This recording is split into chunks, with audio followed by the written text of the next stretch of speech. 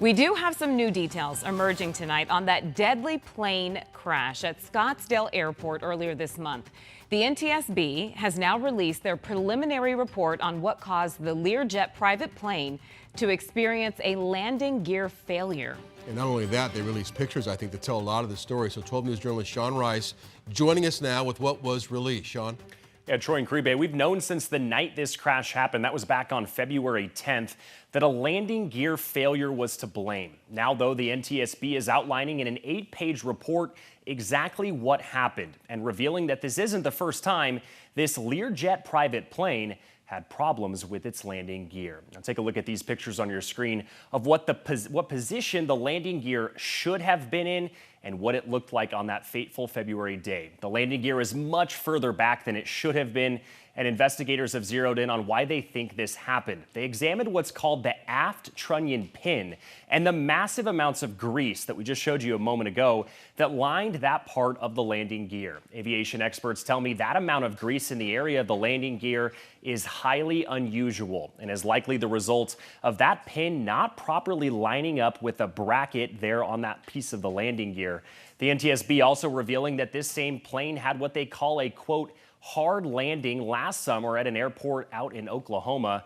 That's when 2 tires burst on the landing gear as it hit the runway. When it went in for service back in December of last year, the mechanic told investigators he followed all manuals when conducting those repairs. Now, Embry-Riddle professor and former United Airlines captain Cary Grant tells me the pilot and his partner in the cockpit likely had no idea there was a problem with the landing gear. Take a listen. There was enough time. So every indication I do have from the airplane landing, skidding off the runway was the crew was probably totally unaware of the situation that they were facing.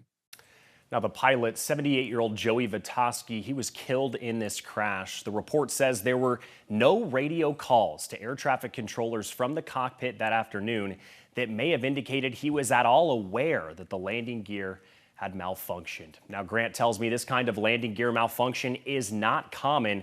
In fact, the NTSB pointed out in their report that there are only 3 other instances in the history of Learjet aircrafts where a landing gear disconnected from the airframe because of an issue with that trunnion pin. It just goes to show just how rare this type of aviation incident truly was. Back to you guys. Yeah, and you would think that if he knew that that one gear was faulty, you either could have raised the other gear and have like a belly landing, which we've seen from time to time, or maybe set down, very gently. But when you don't know and you're setting down like normal, you can see exactly what ended up happening, it looks like. It's getting off to the side. I asked that question to Cary Grant, and again, he's a former United Airlines captain, so he knows these things, and he said if they were at all aware, they would not have landed. They would have continued flying around, hoping that they have enough gas to be able to do so, but there's just no way that he would have landed with faulty gear and would have prayed for the best. There would have been other things done.